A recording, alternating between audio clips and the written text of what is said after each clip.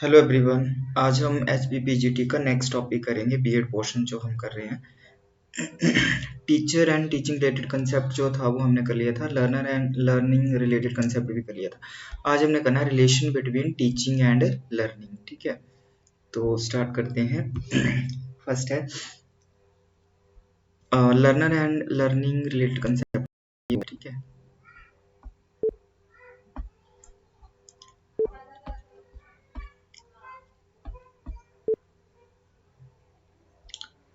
Yes, ये करना है रिलेशन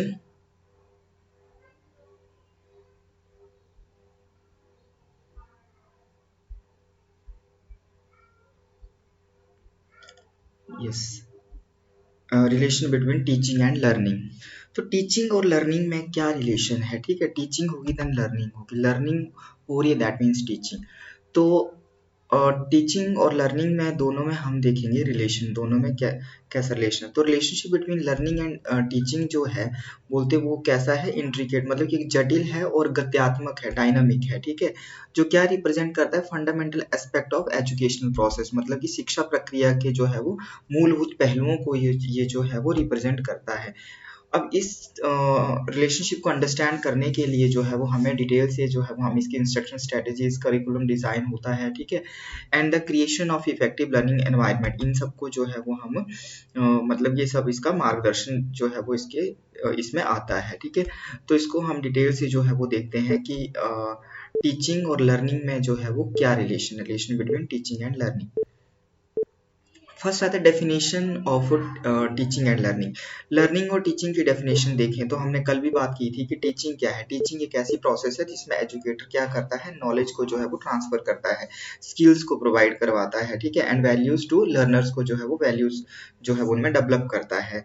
ठीक है, अब इसमें क्या रहता है, इसमें प्लानिंग इन्वॉल्व रहती है, डिलीवरिंग इंस्ट्रक्शंस रहता है एंड फैसिलिटेटिंग लर्निंग एक्सपीरियंसेस रहते हैं। तो वो तो टीचिंग है कि मतलब टीच कर रहा है और नॉलेज जो है वो ट्रांसफर कर रहा है, इम्पार्ट्स नॉलेज। नेक्स्ट आता है आपका लर्निंग। लर्निंग क्या है? लर्निंग जो है वो सीखने की प्रोसेस है, मतलब कि न्यू नॉलेज को एक्वायर करना, नई नॉलेज को जो है वो नए ज्ञान को ग्रहण करने की प्रक्रिया है, जिसमें स्किल्स, एटीट्यूड वगैरह जो है वो टीचिंग में वो प्रोवाइड करवा रहा है, सिखा रहा है, और लर्निंग में लर्नर क्या कर रहा है, सीख रहा है। ठीक है, तो ये तो आपको सबको पता है। इसमें बिहेवियर, अंडरस्टैंडिंग, कैपेबिलिटी, ये सारी चीजें जो है वो डेवलप होती है लर्नर में। नेक्स्ट आता है इन दोनों में इंटरडिपेंडेंस क्या है। इन दोनों में परस्पर निर्भरता ये है कि टीचिंग और लर्निंग जो है इंटरडिपेंडेंट है, पहले तो ये। ठीक है, और इफेक्टिव टीचिंग होगी तो इफेक्टिव ही लर्निंग होगी, मतलब कि क्वालिटी लर्निंग जो है वो हो पाएगी, एंड सक्सेसफुल लर्निंग आउटकम्स को जो अचीव करने में जो है वो उसमें सक्सेस मिलेगी, और इफेक्टिवली जो है वो टीचिंग स्ट्रेटेजीज को इम्प्लीमेंट करके जो है वो लर्निंग आउटकम्स को जो है वो इफेक्टिवली अचीव किया जा सकता है। नेक्स्ट इज रेसिप्रोकल नेचर, पारस्परिक प्रकृति है, दोनों का जो है वो पारस्परिक प्रकृति है। टीचर क्या करता है, गाइडेंस प्रोवाइड करवाता है, ठीक है, स्ट्रक्चर ऐसा डेवलप करता है, एंड लर्नर एक्टिवली जो है वो क्या करते हैं, उसको सीखने में एंगेज होते हैं, and making senses of information based on their existing knowledge and experiences, मतलब कि नॉलेज जो है वो ग्रहण करते हैं। तो दोनों जो है वो पारस्परिक प्रकृति है दोनों में। कंस्ट्रक्टिविस्ट पर्सपेक्टिव, रचनावादी, मतलब रचनावादी में कंस्ट्रक्टिव में क्या आता है आपका कि teaching is views as a facilitative process that support learner, क्या करती है ये, लर्नर को सपोर्ट करती है क्या, अंडरस्टैंड करने में, कंस्ट्रक्टिंग देयर अंडरस्टैंडिंग, अंडरस्टैंडिंग को जो है वो और ज्यादा रचनावादी बनाती है। अंडरस्टैंडिंग को मतलब अंडरस्टैंड कैसे करना है। ठीक है, तो अंडरस्टैंडिंग जो है वो बिल्ड करती है। Learning is seen as a dynamic process. Learning आपको पता है कि क्या है, डायनामिक प्रोसेस है, ये स्टैटिक नहीं है, डायनामिक है। ठीक है, ऐसा क्वेश्चन आ भी सकता है।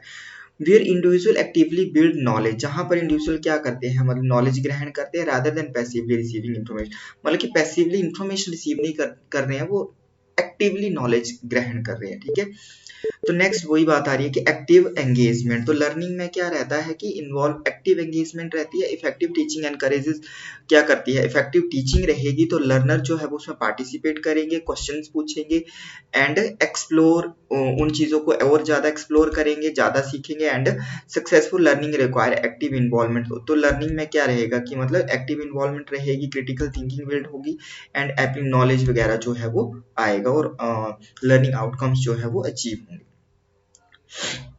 ये टीचिंग आउटकम्स। नेक्स्ट है आपका म्यूचुअल इन्फ्लुएंस, पारस्परिक प्रभाव। म्यूचुअल इन्फ्लुएंस की अगर हम बात करें तो effectiveness of teaching in influenced by, अब टीचिंग की जो इफेक्टिवनेस है वो क्या किससे इन्फ्लुएंस होती है, डिग्री ऑफ एंगेजमेंट, कितना जो है वो उसमें एंगेज हो रहे हैं, मतलब एंड रिसेप्टिवनेस ऑफ लर्नर, कि लर्नर जो है वो कितना एंगेज होके उस चीज को जो है वो सीख रहे हैं। तो कन्वर्सली अगर हम बात करें, इसके विपरीत बोलते बात करें, तो लर्निंग प्रोसेस जो है वो आपकी क्या रहती है, टीचिंग तो ये कि जो है वो आपका कितने बेस्ट इफेक्टिव वे से टीचिंग हो रही है और लर्नर कितना उसको गेन कर रहे हैं। And learning process is shaped by the quality of instructional method. Learning में क्या है कि कितना इंस्ट्रक्शन मेथड जो है वो कितना क्वालिटेटिव है, कितना क्वालिटेटिव इंस्ट्रक्शन मेथड जो है वो है और उनको हम गेन कर रहे हैं। और अगर फीडबैक आ रहा है दैट मीन्स की क्वालिटी जो है वो क्वालिटेटिव लर्निंग है, कि मतलब बच्चे सीख रहे हैं।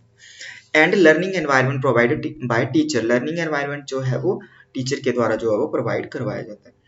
नेक्स्ट आता है लर्निंग सेंटर्ड अप्रोच, सीखना केंद्रित दृष्टिकोण। अब टीचर सेंटर्ड की बात नहीं कर रहे हम यहाँ पे, लर्निंग सेंटर्ड अप्रोच की बात करें। अब लर्निंग सेंटर्ड अप्रोच में क्या आता है कि ये फोकस करती है टीचिंग टू लर्निंग आउटकम्स, मतलब कि लर्निंग आउटकम्स को जो है वो अचीव करना। It emphasise creating environments where learners take ownership of their learn, मतलब ये ऐसे एनवायरनमेंट जहां पर लर्नर जो है वो क्या लेते हैं, ऑनरशिप लेते हैं लर्निंग की, कि लर्नर खुद जो है वो लर्नर सेंटर मतलब कि सीखने में एंगेज रहते हैं। Encouraging self directed inquiry and explore, खुद ही वो जो है वो समस्याओं का मतलब समस्या को खोजते हैं, उनका समाधान करते हैं। तो self directed inquiry and exploration जो है वो होता है लर्निंग सेंटर्ड अप्रोच में। नेक्स्ट इज अडेप्टेबिलिटी, अनुकूलनता। अब इसमें अडेप्टेबिलिटी में क्या है कि इफेक्टिव टीचिंग बोलते हैं उसमें क्या इन्वॉल्व रहता है, adapt with the diverse needs. अब इंडिविजुअल डिफरेंसेस होते हैं, अलग अलग जो है वो डाइवर्सिक करेक्टरिस्टिक्स के जो है वो स्टूडेंट्स होते हैं, मतलब कोई जल्दी सीखता है, कोई लेट, कोई एवरेज, गिफ्टेड चाइल्ड, इस तरह से होते हैं। तो उनकी डाइवर्स नीड्स के according and learning style of students उनके डिफरेंट रहते हैं, और उनकी किस तरह से जो है उनको टीच करना और कैसे वो सीख रहे हैं, तो उसके अकॉर्डिंग जो है वो दोनों में एक कोऑर्डिनेशन होना चाहिए। The learning process is enhanced when teacher tailor their approaches to accommodate various learning preferences and abilities। तो लर्निंग जो है वो टीचिंग तभी सक्सेसफुल होगी जब लर्नर जो है उसको एक्टिवली सीखते हैं, एंगेज होते हैं। असेसमेंट एंड फीडबैक, अब असेसमेंट और फीडबैक का जो है वो टीचिंग लर्निंग में बहुत ज़्यादा मतलब इंपॉर्टेंट रोल रहता है, क्योंकि असेसमेंट और फीडबैक होगा तभी हमें पता चलेगा कि लर्निंग आउटकम्स जो है वो अचीव हो रहे हैं या नहीं। एक इफेक्टिव लर्निंग, एक इफेक्टिव टीचिंग एंड लर्निंग जो है वो क्या होगी, जिसमें कि फीडबैक भी लेना और असेसमेंट देना। तो assessment in teaching provide insight into the effectiveness of instruction. Feedback में क्या रहता है, assessment inform both teacher and learner about progress, उससे पता चलता है, प्रोग्रेस का पता चलता है कि टीचर लर्नर की क्या प्रोग्रेस रही है। टीचर की प्रोग्रेस ये होगी कि जो बच्चे को पढ़ा रहा है, क्या बच्चे वो सीख रहे हैं अच्छे से, कितना वो रिस्पॉन्स दे रहे हैं, तो वो दोनों की प्रोग्रेस होगी, ठीक है। एंड एरियाज फॉर इम्प्रूवमेंट, कहाँ कहाँ जो इम्प्रूवमेंट हुई है, कहाँ करने की जरूरत है। And the achievement of learning objective, और लर्निंग ऑब्जेक्टिव्स को जो है वो क्या करना, अचीव करना। Next is ZPD and scaffolding. ZPD का मतलब है zone of proximal development. Zone of proximal development जो है वो कंसेप्ट किसके द्वारा है, ये वाइगोत्स्की के द्वारा। अब ये क्या बताता है, हमने कल भी बात करी थी कि illustrate the range between what learner can do independently and what they can achieve with guidance. मतलब कि जो एक सीखने वाला है, लर्नर जो है वो इंडिपेंडेंटली स्वतंत्र रूप से कितना वो सीखता है, and what do they can achieve, वो क्या वो स्वतंत्र रूप से करता है, और क्या वो जो है अगर उसको गाइडेंस मिलती है तो वो क्या कर सकता है। तो इन दोनों में जो है वो क्या होता है, रेंज है इन दोनों की, बता रहा है कि मतलब अगर उसको गाइडेंस मिल रही है तो वो कितना अचीव कर रहा है या क्या करता है, और जो वो इंडिपेंडेंटली जो लर्न करता है तो वो क्या करता है। स्केफोल्डिंग का मतलब ये है कि टीचर सपोर्ट, जहां पर टीचर जो है वो स्केफोल्डिंग मतलब कि टीचर सपोर्ट भी बोल सकते हैं। ब्रिज द गैप, किस गैप को पूरा करना, ब्रिज करना। प्रमोटिंग ऑप्टिमल लर्निंग, मतलब कि ऑप्टिमल लर्निंग को जो है वो प्रमोट करना, मतलब अच्छी एनकरेज करना, अच्छे से जो है वो सीखना। मोटिवेशन एंड एंगेजमेंट, अब कोई भी लर्नर जो है वो उसको मोटिवेट किया जाएगा तभी जो है वो उस लर्निंग में जो है वो एंगेज रहेगा। तो motivational strategies employed by teacher influence learners engagement.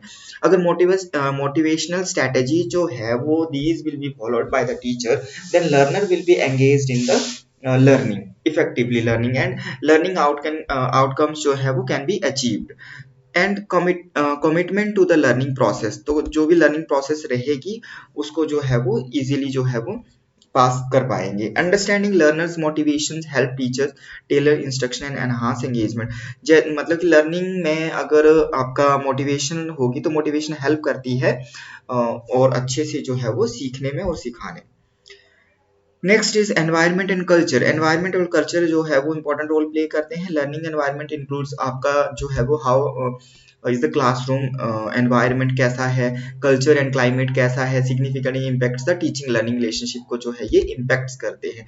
A positive and inclusive environment affects effective teaching. अगर गुड एनवायरनमेंट है तो it will effect to the effective teaching learning, ठीक है, and the learning outcomes will be achieved, enhance the overall learning experiences जो है वो enhance होगा। Formative assessment, रचनात्मक आकलन।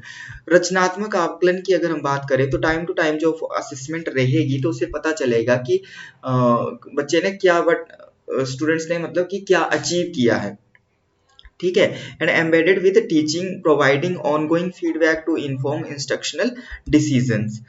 These assessment contribute to the learning. ये जो असेसमेंट दी जा रही है ये आपका लर्निंग में जो है बोलते असेसमेंट जो है वो लर्निंग प्रोसेस में कंट्रीब्यूट करती है bye identifying areas improvement facility adjustment.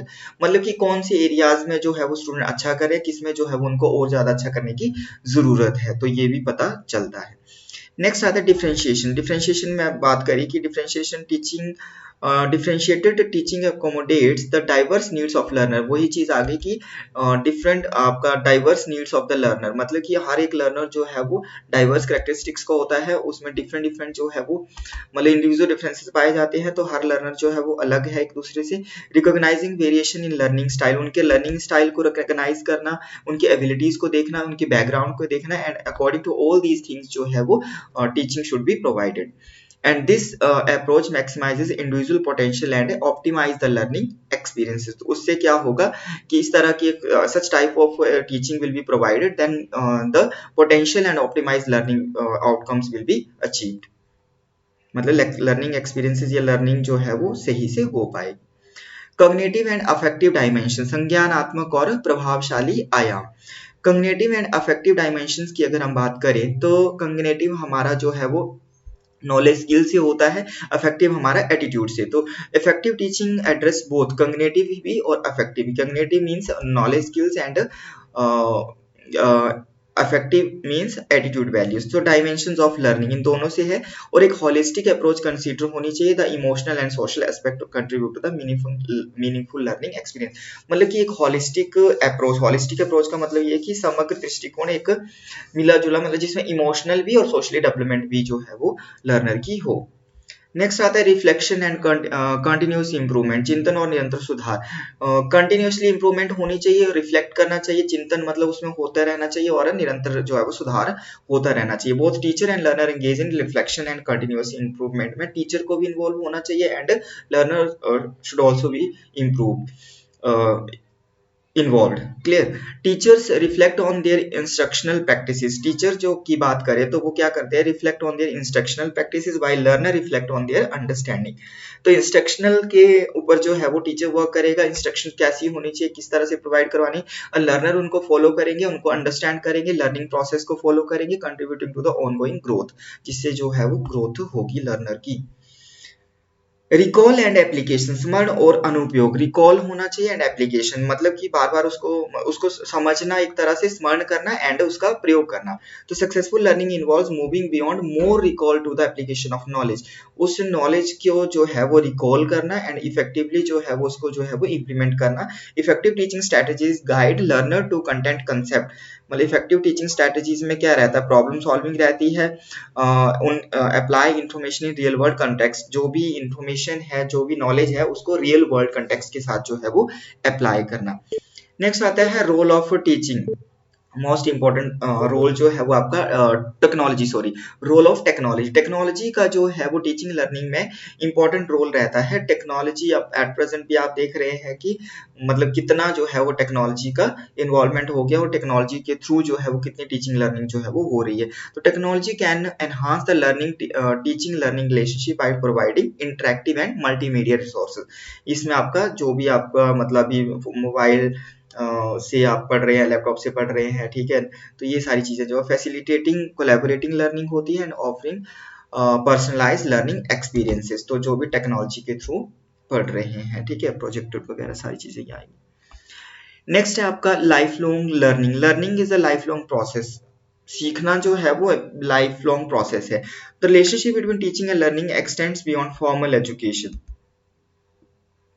बोलते शिक्षण और सीखने के बीच का संबंध जो है वो औपचारिक शिक्षा से आगे तक फैला हुआ है, फॉर्मल तक ही नहीं है बल्कि उससे आगे भी है, ठीक है। So it encompasses commitment to life long learning. अब इसमें बोलते हैं आजीवन सीखने की प्रक्रिया जो है वो शामिल होती है, where individual continue to seek knowledge, जहां पर एक पर्सन जो है वो कंटिन्यूटी नॉलेज जो है वो ग्रहण करता जाता है and skills through out their life. तो मतलब जो है वो अपने जितना भी जीवन वो जीवन भर जो है वो जीता है, वो ज्ञान प्राप्त करता ही जाता है। नेक्स्ट इज सोशल इंटरेक्शन, सामाजिक संपर्क। Social interaction is integral to the teaching learning relation. अब सोशल ये मतलब एक अभिन्न अंग है टीचिंग लर्निंग प्रोसेस का, सोशल इंटरेक्शन, क्योंकि हमारी जो टीचिंग है और लर्निंग है जो वो अकेले नहीं हो रही है, ठीक है, वो एक सोशल सोशल प्रोसेस है। मतलब कि हम खुद अकेले भी सीख सकते हैं, बट हम चाहे वो मीडिया से कैसे भी, मतलब अगर आप यूट्यूब से पढ़ रहे हैं तो वो भी तो आप इंटरेक्ट हो ही रहे हैं ना दूसरे से। तो मतलब अगर स्कूल में पढ़ रहे हैं तो वहां भी क्या है, सोसाइटी, मतलब एक तरह से जो है वो सोशल इंटरेक्शन हो रही है, स्कूल है, कॉलेज है, यूनिवर्सिटीज है, तो सोशल इंटरेक्शन जो है ये संपर्क रहता है। कोलैबोरेटिव एक्टिविटीज जो है वो रहती है, ग्रुप डिस्कशन मतलब ये सारी होनी चाहिए और रहती भी हैं। ग्रुप डिस्कशन फिर interaction contribute to a richer learning experience. उससे क्या होता है, सोशल इंटरेक्शन से जो है बोलते हैं हमारी लर्निंग जो है वो और ज्यादा रिच बनती है and a sense of community with in the educational setting. Next is assessment of understanding, समझ का आकलन। असेसमेंट ऑफ अंडरस्टैंडिंग, अंडरस्टैंडिंग की असेसमेंट करना, कितना अंडरस्टैंड हुआ है उसकी असेसमेंट। तो teacher use various method of assess learners understand. Teacher जो है वो डिफरेंट मेथड जो है वो यूज करते हैं लर्नर्स की अंडरस्टैंडिंग को समझने के लिए। Ensure that instructional goals are met, जिससे क्या होगा कि इंस्ट्रक्शन गोल्स को जो है वो उनको अचीव किया जा सकता है। Assessments serve as indicators of learning effectiveness. अब असेसमेंट जो है वो किसका काम करती है, वो एक तरह से काम करती है इंडिकेटर्स ऑफ लर्निंग इफेक्टिवनेस। उससे जो है वो लर्निंग इफेक्टिव बनती है and guide adjustments in teaching approaches. Next is real world application, वास्तविक दुनिया का अनुप्रयोग। जो भी सीखा है उसको रियल वर्ल्ड के साथ जो है वो देखना। इफेक्टिव टीचिंग जो है वो क्या गाइड करती है, लर्नर को ये गाइड करती है कि connecting theoretical concept to real world, मतलब कि अपने जो थ्योरेटिकल कंसेप्ट है उनको रियल वर्ल्ड के साथ जो है वो जोड़े। This approach enhance the practical relevance of learning. अब ये जो अप्रोच है वो प्रैक्टिकल रेलिवेंस ऑफ लर्निंग बताती है and fostering a deep understanding in the subject में। उससे जो है वो सब्जेक्ट मैटर की जो है वो डीप अंडरस्टैंडिंग जो है वो आएगी। जब प्रैक्टिकली करेंगे दैट मीन्स कि और ज्यादा अच्छे से सीखेंगे। नेक्स्ट आता है कल्चरल रिस्पॉन्सिवनेस, सांस्कृतिक जवाबदेही। कल्चर यहाँ भी आपका डाइवर्सिटी की बात आ जाएगी, डिफरेंट कल्चर के जो है वो लोग होते हैं, बच्चे होते हैं, डिफरेंट बैकग्राउंड उनका रहता है।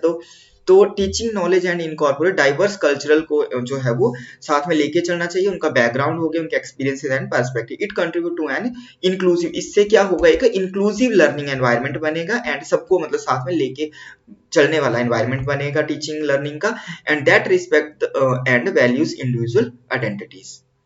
नेक्स्ट आता है डायनामिक एंड इवॉल्विंग, गतिशील और विकसित है। टीचिंग लर्निंग जो है वो गतिशील है, पहले ही हमने बोला है कि ये गत्यात्मक है। The relationship between teaching and learning is dynamic and evolves over time. तो ये विकसित होता रहता है, मतलब कि एक तो चेंजेबल है, साथ में ये जो है वो ओवर टाइम जो है वो क्या होता है, ये डेवलप्ड होता रहता है। Adaptability, innovations and responsiveness to changing educational landscape. इसमें अडेप्टेबिलिटी हो गया, इनोवेशंस वगैरह, इन सब चीजों से जो है वो एजुकेशनल सिस्टम में मतलब ये चेंजेस आते रहते हैं and contribute to its ongoing effectiveness. और उसमें क्या होता है कि ऑनगोइंग जो मतलब इफेक्टिवनेस जो है वो आती है। नेक्स्ट आता है आपका म्यूचुअल ग्रोथ, पारस्परिक विकास। बोथ टीचर एंड लर्नर जो है वो experience growth through the teaching learning relationship. तो टीचिंग लर्निंग रिलेशनशिप के थ्रू जो है वो दोनों का म्यूचुअल ग्रोथ होती है, टीचर की भी होती है, लर्नर की भी होती है, ठीक है। And teachers define there instructional practices, teacher जो है वो अपनी इंस्ट्रक्शनल प्रैक्टिसेस को जो है वो और अच्छे से बनाता है, क्या कहाँ कमियां रह गई या कहाँ सुधार करना है, और बढ़िया तरीके से जो है वो पढ़ाने का ट्राई करता है। And the learner develop their knowledge, और लर्नर जो है वो अच्छे से सीखते हैं, और ज़्यादा जो है वो कहाँ उनकी कमियां रह गई हैं, तो किस तरह से और इफेक्टिवली इन्वॉल्व रहना है, नॉलेज स्किल्स कैपेसिटीज, ये सारी चीजें जो है वो इसमें रहती है। तो ये पारस्परिक विकास है, म्यूचुअल ग्रोथ है, contributing to a shared journey of intellectual and personal development. Intellectual and personal development देखें तब भी म्यूचुअल ग्रोथ है, या फिर टीचर और लर्नर के हिसाब से देखें तो भी म्यूचुअल ग्रोथ है। तो ये ऑल राउंड डेवलपमेंट है आपका teaching learning. So this was today's topic, and next जो है वो हम कल करेंगे नेक्स्ट वाली क्लास में, द लर्निंग एनवायरनमेंट। जो भी हमारे चैनल पे नए हैं वो चैनल को जो है वो सब्सक्राइब कर लेंगे, और साथ में जो है जिनको भी ये नोट्स चाहिए होंगे, हो सकता है कि थोड़ा टाइम लग जाए, बट जिनका पेपर जल्दी आ गया है वो हमारे से ये नोट्स लेके जो है वो खुद भी स्टडी कर सकते हैं। अभी कंप्लीट 2 यूनिट्स जो है वो नहीं हुई है, हो जाएंगी 2-4 दिन में, बट फिर भी जैसे हिंदी वालों का 7 तारीख को है, फिजिक्स वालों का उसके बाद, तो उनके लिए जो है वो ये हेल्पफुल रहेगा। साथ में एमसीक्यू जो है वो भी इसके टॉपिक वाइज जो है वो एक कंटेंट वाइज कल मैं आपको शो करूंगा वो, ठीक है। तो वो भी प्रिपेयर्ड हो गए हैं इंग्लिश में, कंप्लीटली जो है वो MCQs are prepared and you can order, ठीक है। तो कोई भी क्वेरी रहेगी आप तो आप पूछ सकते हैं।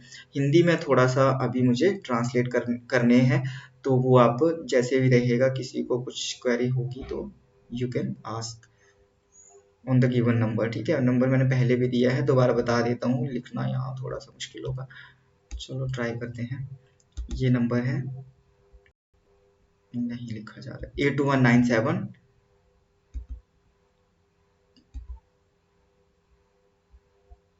8219726090।